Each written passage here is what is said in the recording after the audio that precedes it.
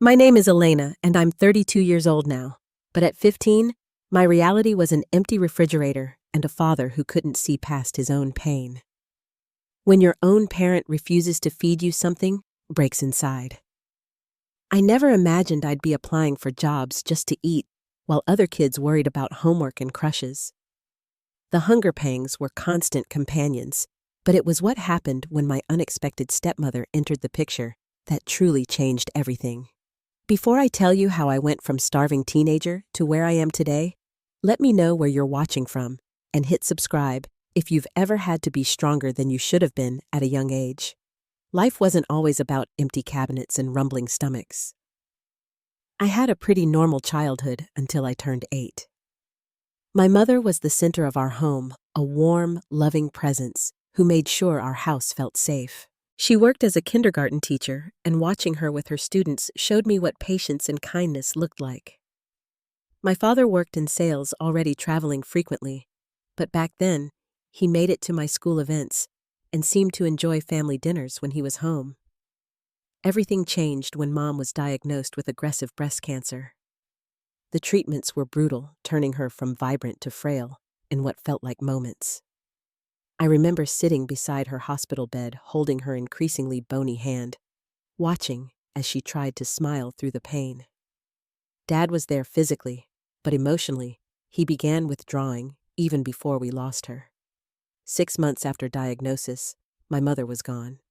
The funeral remains a blur of black clothes and hushed voices, with Dad standing stoically beside me, not shedding a single tear in public.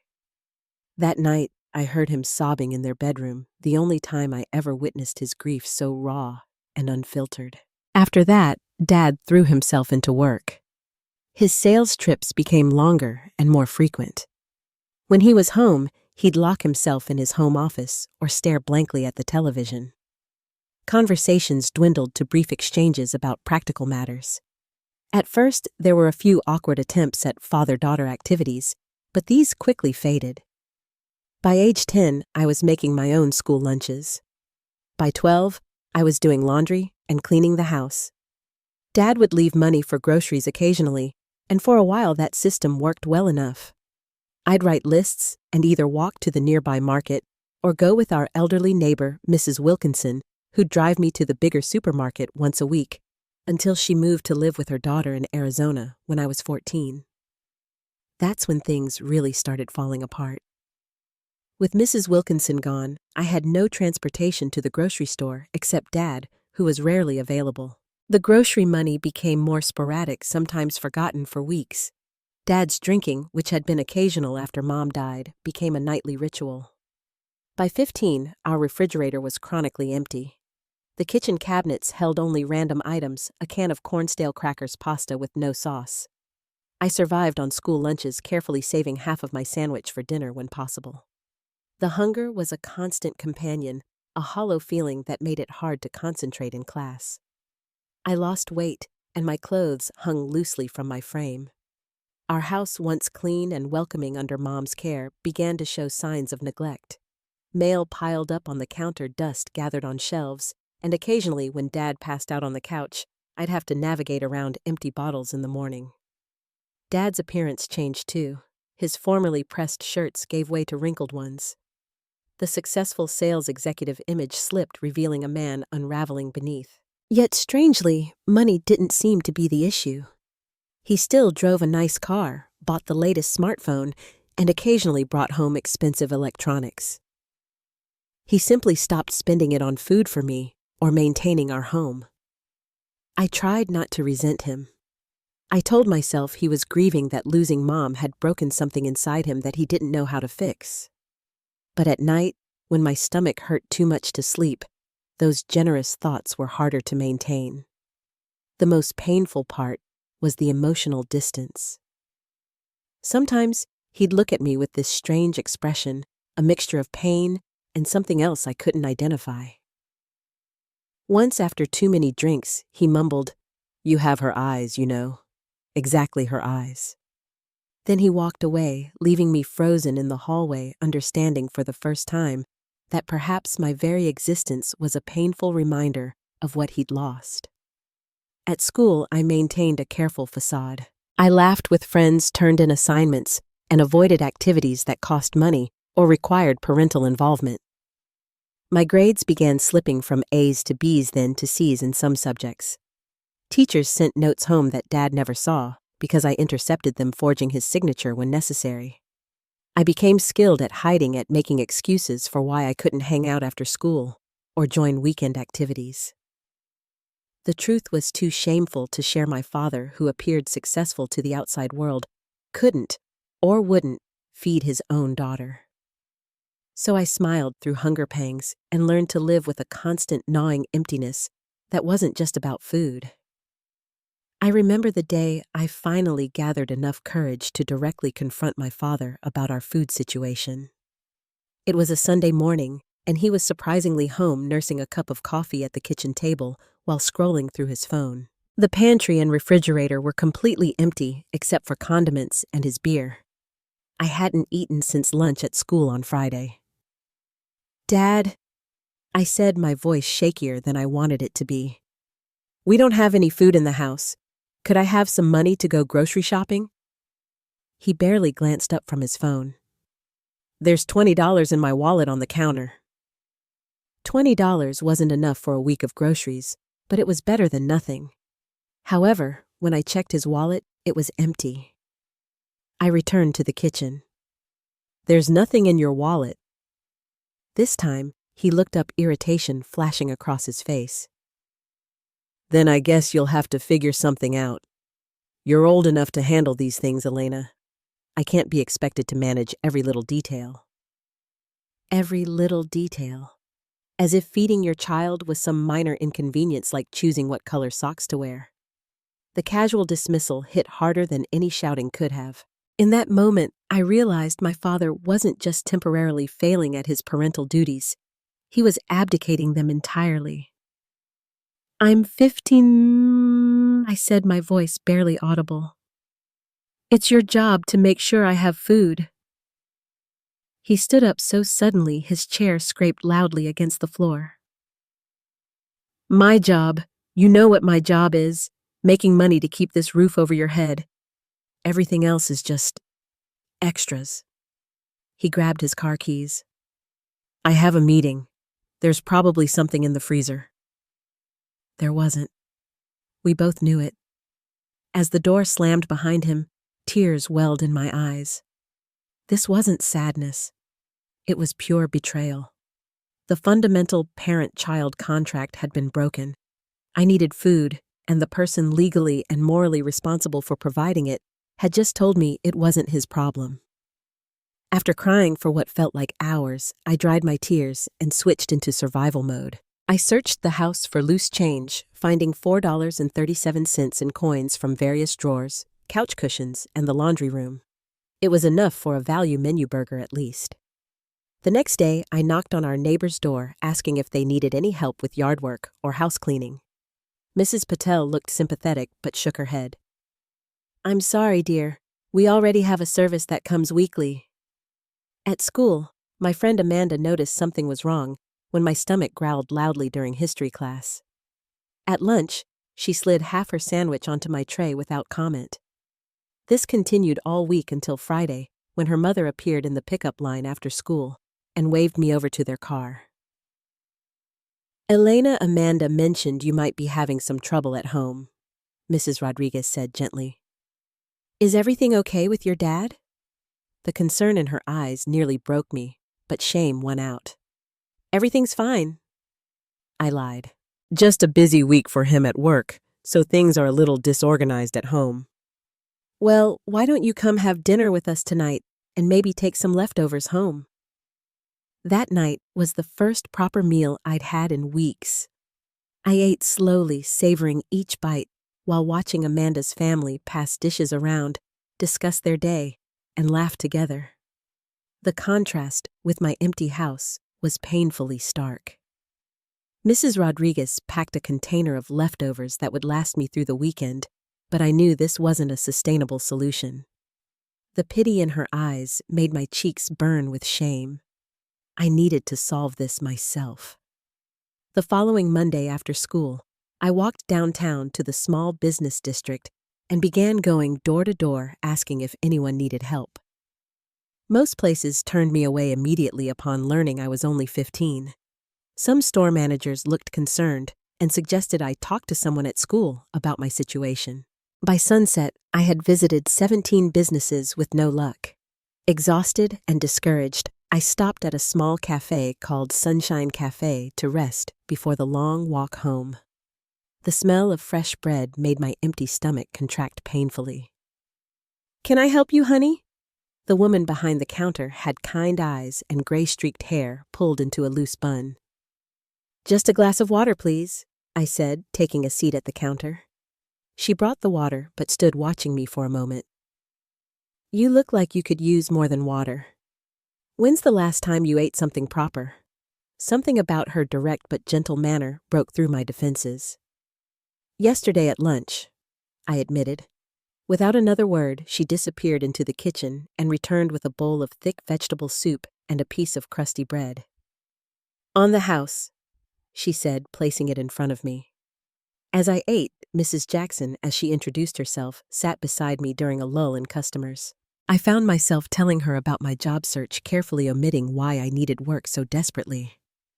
"Well, as it happens, I could use some help around here," she said thoughtfully. "Morning shifts before school some weekends.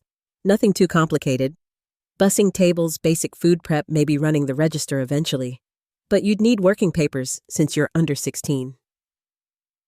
"I can get those," I said quickly, hope flaring for the first time in months. "The school guidance office has them." "Get the paperwork sorted and we'll give it a try," she said. $7 an hour plus 1 meal per shift. That work for you?" It was more than I had dared hope for. The next day, I got the working papers from school, forged my father's signature, and returned them to the guidance office. That weekend, I started my first shift at Sunshine Cafe, officially employed, and with a path toward not going hungry anymore. Working at Sunshine Cafe while maintaining my grades quickly proved more challenging than I'd anticipated. My schedule became a careful balancing act, morning shifts from 5 to 7:30 a.m., then rushing to make it to school by 8. Weekends meant longer 8-hour shifts that left me exhausted but financially more stable than I'd been in months. Mrs. Jackson, despite her initial gruffness, proved to be a patient boss. She showed me how to properly clean tables, operate the industrial dishwasher, and eventually trusted me with simple food preparation tasks. During slow periods, she'd let me spread my homework across the back booth, occasionally glancing over to check my math problems or quiz me on history dates. My first paycheck felt like a miracle. $231 for 2 weeks of work. I carefully budgeted every cent groceries first, then setting aside money for the next week with a small emergency fund hidden in an old sock in my dresser drawer. The simple act of pushing a cart through the grocery store, selecting foods that would last and provide actual nutrition gave me a bittersweet sense of accomplishment. No 15-year-old should feel triumphant about being able to feed themselves. Yet there I was, fighting back tears in the cereal aisle, because I could finally buy more than the cheapest option. The physical toll was significant. Waking at 4 a.m. left me perpetually tired. I'd occasionally doze off during afternoon classes, jerking awake when my head nodded too far forward. My English teacher, Mr. Thompson, kept me after class one day in late October. "Elena, I've noticed some changes lately," he said, concern evident in his voice. "Your last 2 papers weren't up to your usual standards and you seem exhausted. Is everything all right at home?" "Everything's fine," I replied automatically. "Just been having trouble sleeping lately." He studied me for a moment, clearly not believing me. "You know there are resources available if you or your family need help. The school counselor." "Really, Mr. Thompson, I'm fine," I interrupted, gathering my books quickly. "I'll work harder on the next paper." The truth was, I couldn't risk adult intervention. Despite my situation, the fear of being removed from my home and placed in the foster system terrified me more than hunger did. At least in my current circumstances, I had some control and was finding my way. At home, things were deteriorating further. Dad's drinking escalated, and he became verbally abusive when I asked him for anything. One night, after finding him passed out on the sofa at 3 in the afternoon, I discovered empty liquor bottles hidden throughout the house, behind the washing machine under the bathroom sink inside his closet. The evidence of his deepening addiction was everywhere. Then came the electricity bill marked Final Notice in bold red letters. Using money I'd set aside for food, I paid it, leaving myself short for the week. That night, I went to bed hungry, despite having a job, the cruel irony not lost on me. My social life withered completely. Amanda still tried to include me texting invitations to movies or mall trips that I consistently declined. Eventually, the invitations became less frequent. I couldn't blame her. Our lives were diverging in ways neither of us could bridge. While other girls my age worried about dates and dances, I calculated how many hours I needed to work to cover utilities if Dad forgot again. Rumors started circulating at school. I overheard whispers about my weight loss, my constant tiredness, the same clothes worn too many days in a row. The school counselor, Ms. Porter, called me into her office asking pointed questions about my home situation that I deflected with practiced ease. "Elena, several teachers have expressed concern," she said gently. "Your grades are slipping, you appear undernourished, and you've withdrawn from activities you used to enjoy. These are warning signs we can't ignore." "I'm just working really hard," I explained. "I got a job and balancing everything is taking some adjustment." "A job at 15, that's unusual during the school year. Is there a financial need we should know about?" I forced a smile. "No, just saving for college. Being responsible, you know." She didn't look convinced, but couldn't force me to confide in her without concrete evidence of neglect. I'd become adept at hiding the worst aspects of my situation. Wearing layers to disguise weight loss using the school showers after gym class when our hot water was cut off for a week, keeping my grades just high enough to avoid serious intervention. Amanda cornered me in the bathroom after I declined yet another invitation to her house for dinner. "Elena, stop lying to me," she said, her voice a mixture of hurt and frustration. "Something's seriously wrong, and you need to tell someone. If you don't, I will." "There's nothing to tell," I insisted, but the tremor in my voice betrayed me. "You're working before school. You've lost so much weight, your clothes hang off you, and you never talk about your dad anymore, except to make excuses. My mom says we should call social services." Pure panic flooded through me. "Don't you dare!" I hissed. "I'm handling things. If you call anyone, I'll never forgive you." The hurt in her eyes made me immediately regret my harshness, but the fear of official intervention outweighed my guilt. I softened my tone. "Look, things are tough right now, but they're getting better. The job is helping. Please just give me some time to figure this out my way." She reluctantly agreed, but I could see she was keeping a closer watch on me. I had to be more careful, work harder at maintaining the facade of normalcy. But as November turned to December and winter settled in with biting cold, my carefully constructed survival system began cracking under the strain. The breaking point came on a freezing December evening. I arrived home from a late shift at the cafe to find my father unconscious on the living room floor, an empty vodka bottle beside him. Terrified he might have alcohol poisoning, I shook him violently until he groaned and rolled over. While checking to make sure he was breathing normally, I noticed an official-looking letter on the coffee table. The envelope was torn open, revealing a termination notice from his company dated 3 weeks earlier. The reason cited was excessive absences and unprofessional conduct during client meetings. My stomach dropped as I realized our precarious financial situation was about to become much worse. I stayed home from school the next day, waiting for him to wake up.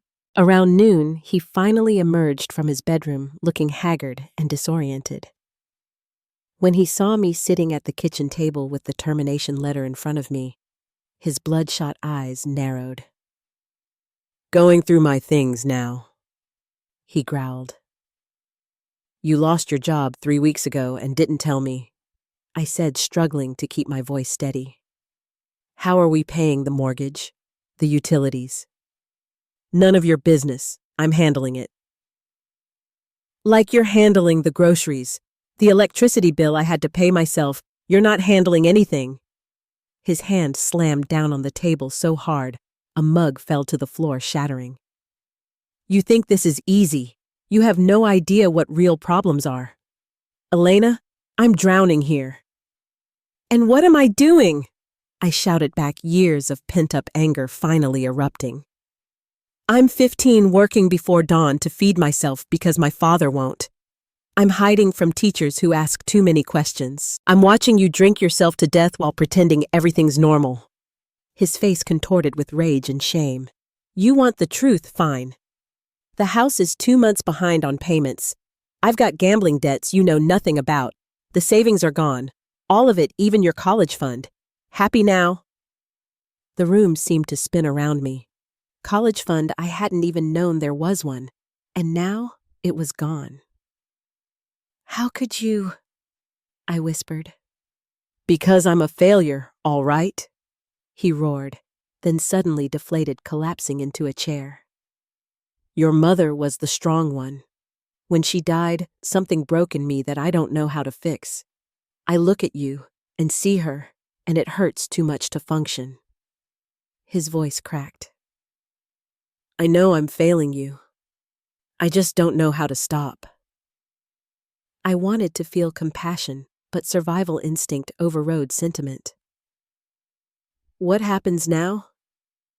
Are we going to be homeless? He laughed bitterly. Probably, unless a miracle happens in the next 2 weeks. The next morning, an eviction notice appeared on our front door. The sight of it, official and impersonal, made our dire situation impossible to deny any longer. The tenuously balanced life I'd constructed was collapsing. That same day at work, the accumulated stress, poor nutrition, and exhaustion finally caught up with me.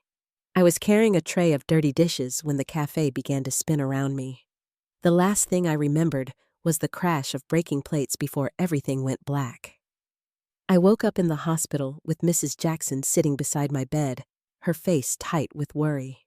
A doctor stood at the foot of the bed reviewing a chart, and a woman I didn't recognize stood in the doorway watching me with professional concern. What happened? I mumbled, trying to sit up. You fainted at work, sweetheart, Mrs. Jackson said, gently pushing me back against the pillows. You hit your head on the way down. The doctor stepped forward. Elena, your blood tests show significant malnutrition and anemia. You're severely underweight for your height and age. Can you tell me about your eating habits? Before I could answer, Mrs. Jackson spoke. When she started working for me, I thought she was just a responsible kid wanting job experience. Today I found her school ID in her wallet while looking for emergency contacts. She's only 15, not 17 like she told me. I had no idea. The unknown woman in the doorway stepped into the room. Elena, I'm Ms. Winters from Child Protective Services. We need to talk about your home situation.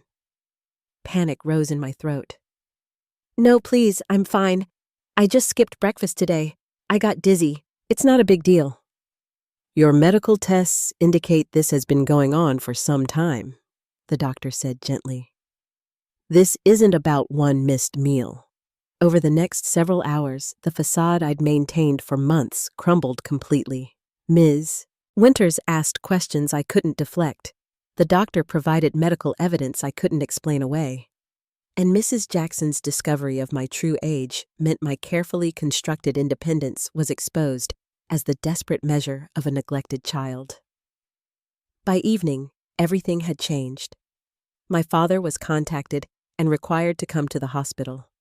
He arrived, still smelling faintly of alcohol, his shocked expression at seeing me in a hospital bed quickly replaced by defensive anger when confronted by Ms. Winters. The meeting was brief and devastating.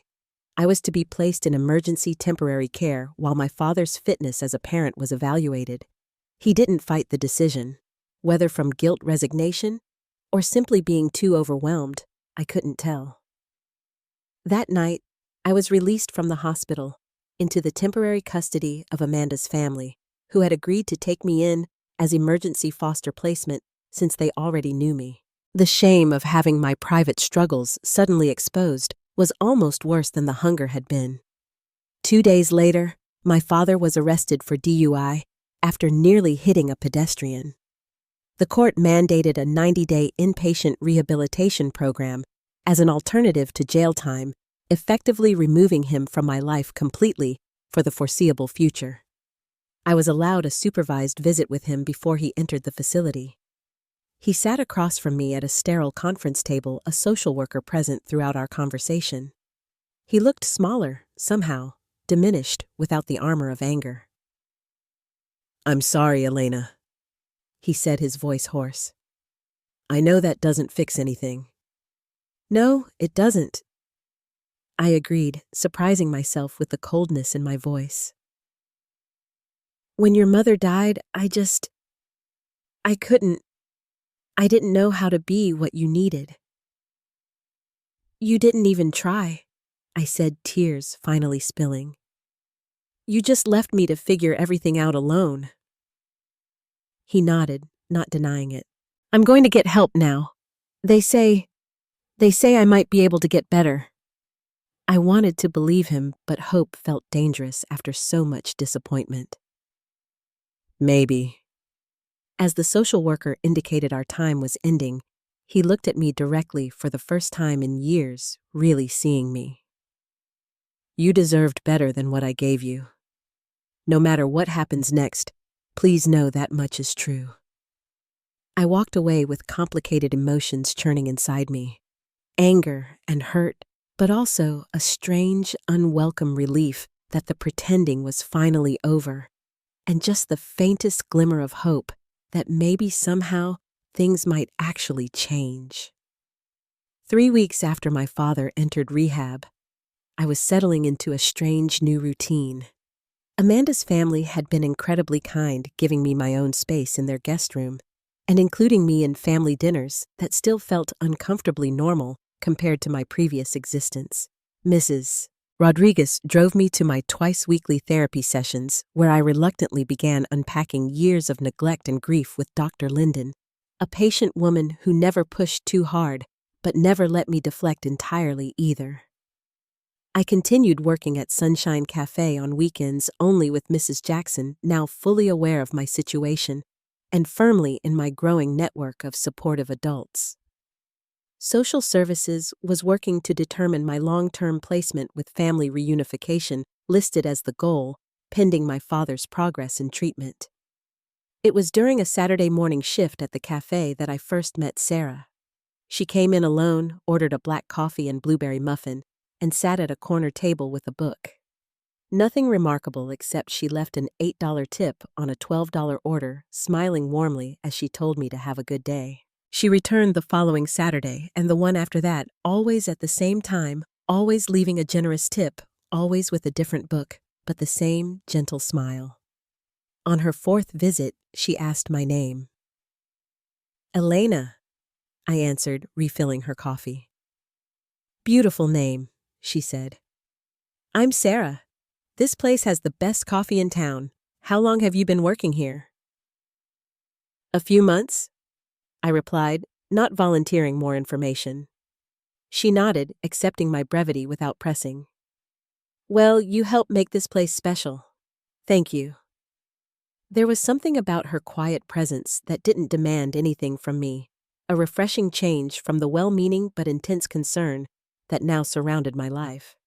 Social workers, therapists, school counselors, Amanda's parents, everyone wanted to talk to help to fix. Sarah just drank her coffee and read her books. On her 6th consecutive Saturday visit, something unexpected happened. As I cleared her table, she glanced up from her book, something about addiction recovery, and said casually, "I know your father." I froze, coffee pot in hand. "Excuse me?" "Robert Williams. I'm one of the counselors at Lakeside Recovery Center. I don't work directly with him, but I've met him in group sessions." She closed her book. "I recognized your last name on your name tag and asked if he had a daughter. He told me about you." My defenses immediately shot up. Is that why you've been coming here to check up on me for him? No, she said calmly. I've been coming here for months long before your father arrived at Lakeside. The connection is coincidental, but once I realized it, I thought you should know. I didn't know how to respond. This stranger now knew my shameful family secret, yet she hadn't treated me with pity or morbid curiosity in all these weeks. He's working hard in the program, she continued when I remained silent. It's not my place to share details, but I thought you might want to know that much. Thanks for telling me. I managed, then quickly moved to another table. The following Saturday, Sarah arrived with a small paper bag alongside her usual order. Homemade cookies, she explained. Baking helps me think. There's too many for just me. It was such a simple gesture, but something about the normality of it. No forms to sign, no evaluation of my emotional state, just cookies offered without expectation. Made me pause. Thank you. Over the next few weeks, Sarah's Saturday visits became something I looked forward to. She never pushed for personal information, but always had something small to share. Cookies, once a paperback book she thought I might enjoy another time, a funny story about her cat who kept stealing her socks. I learned she was 42, a former addict herself, who had been clean for 15 years and now worked helping others through recovery. She lived alone in a small house with her rescue cat, loved mystery novels, and made pottery in her spare time. These details emerged naturally, never forced, creating a comfortable space where I gradually began sharing small pieces of myself in return. One rainy Saturday in February, Sarah arrived looking more serious than usual. Elena, can I talk to you during your break? She asked. 20 minutes later, I sat across from her, tension nodding my shoulders. Your father asked if I would talk to you, she began directly. He's completed 60 days of his program and is doing well, but he's concerned about your housing situation. I'm fine at Amanda's, I said automatically. Yes, but that's a temporary arrangement. The social workers are looking at longer-term options. She paused. Your father mentioned your house is in foreclosure proceedings. The reminder sent a pang through my chest. I hadn't been back to our home since that day in December, but knowing it would soon belong to strangers felt like losing yet another connection to my mother and my former life. He's worried about what will happen when he completes the program in 30 days. He wants to rebuild your relationship, but understands you'll need stable housing, and he won't be able to provide that immediately. What does this have to do with you? I asked, more defensively than I intended. Sarah took a deep breath. I have a 2-bedroom house. The second bedroom is currently my home office, but it could easily be converted to a bedroom. I've been cleared as a foster provider in the past. She met my eyes directly. I'm offering to provide a transitional housing option for you, possibly for your father too, eventually, if that's what you both want, and if he maintains his sobriety. I stared at her, speechless. This woman I barely knew was offering to rearrange her life for me, for us. Why would you do that? I finally managed to ask. Because 15 years ago, someone did something similar for me when I had nowhere else to go, she said simply. Sometimes we need a bridge to get from where we are to where we need to be. You barely know me. I know enough, she said with a gentle smile. I know you're resilient and hardworking. I know you've been dealt a difficult hand and have played it remarkably well. And I know what it's like to need a safe place to land while you figure out what comes next. I didn't accept immediately. The offer seemed too good, too convenient, and my trust in adults had been severely damaged. But as Sarah continued her Saturday visits, never pressing for an answer, I began to consider it more seriously. I discussed it with my therapist, with Mrs. Rodriguez, with Ms. Winters from Social Services. Everyone agreed it was worth exploring with proper oversight and safeguards. 2 weeks before my father's scheduled release from rehab, I met Sarah at her house after my shift. It was small, but immaculately kept, with colorful pottery pieces displayed on shelves and walls painted in warm yellows and blues. The second bedroom was indeed an office, but Sarah showed me how it could be arranged with a bed dresser and desk. "You'd have your own bathroom," she explained, showing me a clean, simple bathroom connected to the potential bedroom. "And you're welcome to use the kitchen anytime, share the living room, whatever makes you comfortable." As we sat in her sunny kitchen drinking tea, her cat Milo cautiously investigating my shoelaces, I asked the question that had been bothering me. "Is this because you feel sorry for me?" Sarah set down her mug. "No, Elena. This is because 15 years ago I was homeless, addicted, and had burned every bridge with family and friends. A woman named Maggie let me stay in her spare room while I got back on my feet. Even though everyone told her she was crazy to trust an addict, she said she was just passing on what someone once did for her." Sarah smiled softly. "I promised myself I'd do the same someday if I could. This isn't about pity. It's about one human recognizing another's need and having the capacity to help." For the first time in months, maybe years, I felt something like hope taking root. "I think I'd like to try," I said quietly. "If everyone approves it." Sarah's smile widened. "One day at a time. That's how all good journeys begin." The transition wasn't seamless. Moving into Sarah's spare room now transformed into a cozy bedroom with a new twin bed desk, and even a small bookshelf felt strange at first. I was accustomed to either complete neglect or the well-intentioned but sometimes overwhelming attention of Amanda's family. Sarah's approach was different. Present but not hovering, available but not intrusive, supportive but not suffocating. My father's release from rehab coincided with my second week at Sarah's house. The plan developed by social services required him to live in a transitional housing facility for recovering addicts, attend daily AA meetings, secure employment, and have only supervised visits with me initially. It was strange seeing him in this new context, sober, humbled, and genuinely trying. Our first meeting took place at a family counseling center with Dr. Linden facilitating. Dad looked healthier than I'd seen him in years. Clear-eyed, weight restored the perpetual slump gone from his shoulders. "Elena," he said, voice thick with emotion. "You look well." An awkward silence followed until Dr. Linden gently prompted us. "Robert, perhaps you'd like to share what you've been working on in your recovery program?" He nodded, hands clasped tightly in his lap. "I've been sober for 93 days now. I'm learning to face my grief over your mother's death instead of drowning it." His eyes met mine briefly before dropping again. "I'm also learning to take responsibility for how my choices affected you. I failed you completely as a father." The direct acknowledgement without excuses or self-pity caught me off guard. Previous apologies had always been qualified. "I'm sorry, but you don't understand how hard this is for me." This felt different.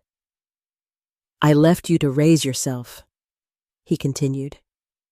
"I put my pain above your basic needs. There's no justification for that. I'm not asking for forgiveness yet. I haven't earned it. I'm just asking for a chance to show you that I can change, that I want to be the father you deserve." I didn't know what to say. Part of me wanted to believe him, while another part remembered all the broken promises. "I guess we'll see," I finally responded, neither accepting nor rejecting his plea. Dr. Linden guided us through establishing boundaries and expectations for rebuilding our relationship. We would meet weekly in this supervised setting, gradually increasing contact as trust was rebuilt. My father would need to demonstrate consistent sobriety, financial responsibility, and emotional stability before unsupervised visits could begin. Over the following months, a new pattern gradually emerged.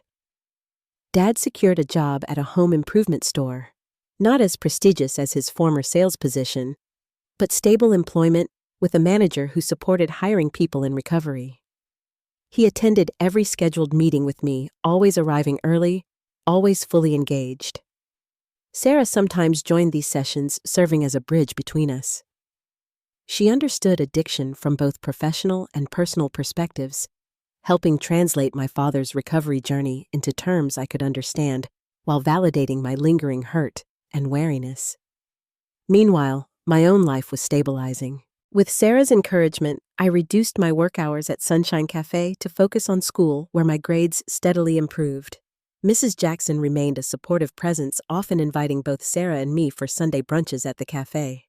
I reconnected with Amanda, our friendship weathering the awkwardness of my brief stay with her family and growing stronger through honest conversations about what had happened. 4 months after my father's release, he was permitted to visit Sarah's home for dinner. I watched him carefully as he entered, noting how he respectfully removed his shoes at the door without being asked, brought a homemade dessert rather than the store-bought treats he would have grabbed in his previous life, and engaged Sarah in genuine conversation rather than the superficial charm he had once relied on. After dinner, as Sarah busied herself in the kitchen, Dad handed me a small envelope. "This is for you," he said quietly. "You don't have to open it now." Later that night, alone in my room, I opened it to find a bank statement for a newly established college fund in my name with a beginning balance of $2,000. "It's not much yet," read the accompanying note, "but I'm adding to it every month. I can't replace what I squandered, but I can start rebuilding. Your future matters." The concrete evidence of his commitment affected me more deeply than words could have. This wasn't just talk. This was action sacrifice, prioritizing my needs above his wants. For the first time, I allowed myself to believe that perhaps real change was possible. By the 6-month mark, our family dynamic had evolved into something new and unexpected. Sarah's home became a neutral ground where my father and I could rebuild our relationship piece by piece. She established clear house rules, no alcohol, ever regular family meals, open communication, creating structure that benefited us both. Dad rented a small apartment nearby, passing surprise inspections from his caseworker with flying colors. He hung photos of Mom acknowledging her presence in our lives, rather than avoiding the pain of remembering. He attended my school events, sitting quietly in the back, but always there, steadily rebuilding trust, one kept promise at a time. As for Sarah, she carefully maintained appropriate boundaries while becoming an essential part of our healing journey. She never tried to replace my mother or overstep her role, describing herself as just someone walking alongside you both for this part of the path. But her impact was undeniable, her consistent presence, a steady foundation upon which we could rebuild. The most surprising development came that summer when Dad and Sarah began spending time together outside of our shared family activities. It started with Sarah inviting him to join her volunteer group at the local animal shelter, then evolved into occasional coffee meetings to discuss my progress. I noticed the way they increasingly sought each other's perspectives, the growing ease in their conversations, the mutual respect that seemed to deepen with each interaction. When school resumed in September, I returned as a junior with a transformed life. The gaunt, exhausted girl who had once fainted from hunger was gone, replaced by a healthier, more confident version of myself. Teachers who had worried about me now praised my academic performance.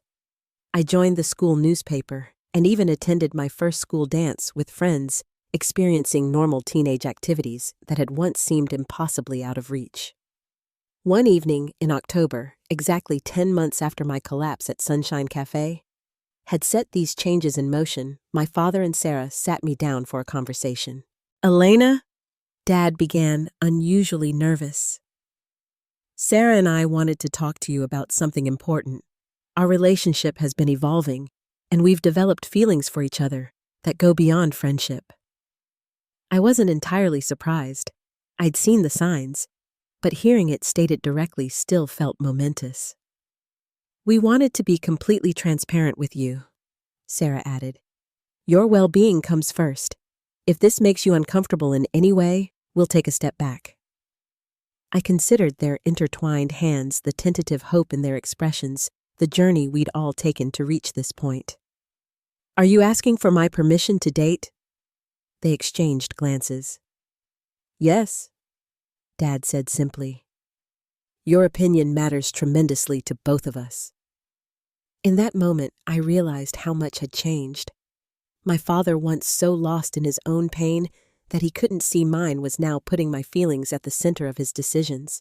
Sarah, who had entered our lives as a helper, had become something more without ever betraying the trust I'd placed in her. "I think," I said slowly, "that you both deserve to be happy, and I'm okay with seeing where this goes." The relief and joy that spread across their faces told me I'd made the right choice.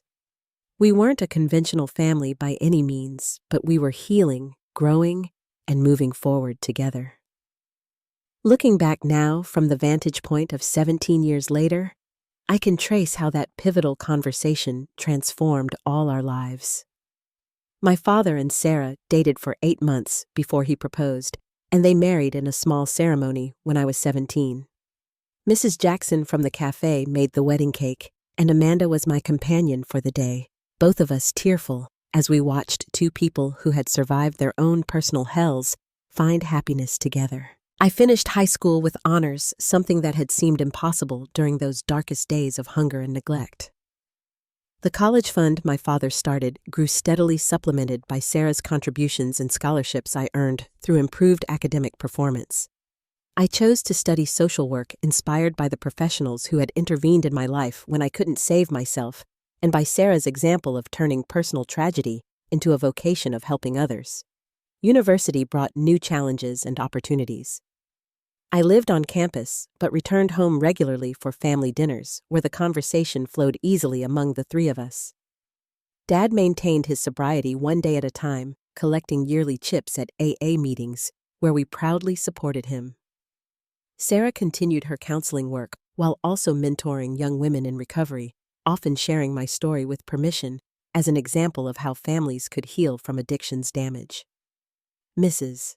Jackson attended my high school graduation as an honored guest, the woman who had fed a hungry girl and given her first opportunity for independence. She cried as loud as my parents when my name was called, and the tight hug she gave me afterward carried the weight of our shared journey. She had not just been an employer, but a crucial adult who saw me when I needed to be seen. After college, I worked briefly at a youth shelter before founding a support program specifically for teenagers with parents in addiction recovery. The program, which I named Bridge, provided practical resources, therapy, and peer support for kids navigating the complicated process of family reunification after addiction had torn them apart. Sarah served on our advisory board, bringing her professional expertise while Dad volunteered by speaking to parents about his journey from neglect to redemption.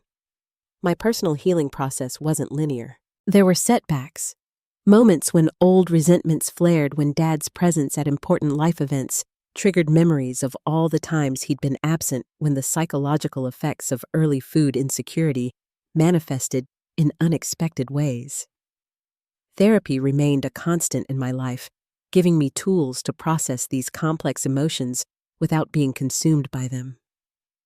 One of our most meaningful family rituals emerged on the anniversary of my mother's death.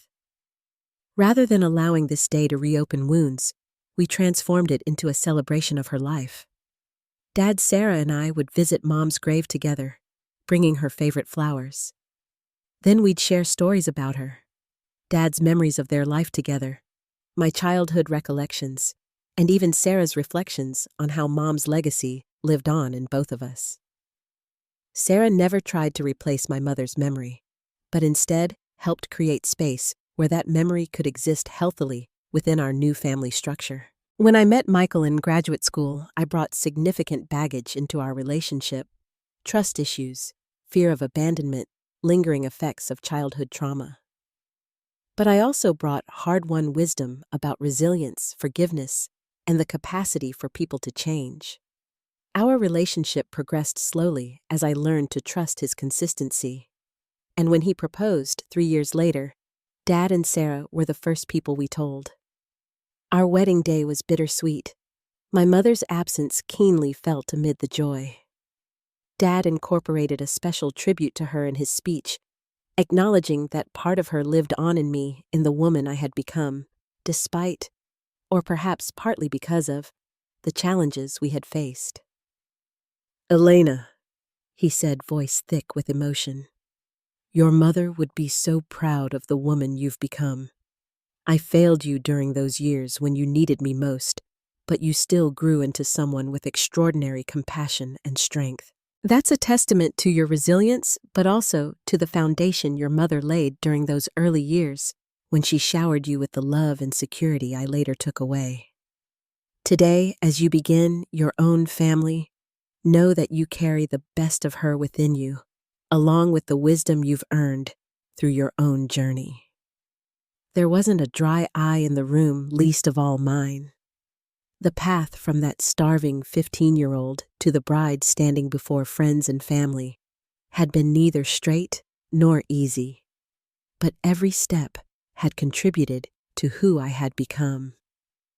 Today, as I prepare to welcome my first child, the cycle of healing feels nearly complete. My father, now 11 years sober, beams with anticipation of becoming a grandfather. Sarah, whose unexpected entrance into our broken family changed everything, has been helping prepare the nursery with the same quiet competence she brings to everything. Our home is filled with food, love, and security, the exact opposite of the empty house I once survived in. The hunger I felt wasn't just for food, but for love and stability. Sometimes the family we need comes to us in unexpected ways, and healing begins when we're brave enough to open the door and let them in. My journey from neglected teen to the person I am today wasn't just about survival. It was about learning that family can be rebuilt, that broken trust can be mended, and that our darkest chapters don't have to define our entire story. If you've experienced family trauma or are supporting someone through their healing journey, I'd love to hear your story in the comments below. What unexpected people became your bridge to healing? Don't forget to subscribe and share this video if my story resonated with you. Your support helps others find these messages when they need them most. Remember that healing isn't linear, but with the right support, it's always possible. Thank you for listening to my story today.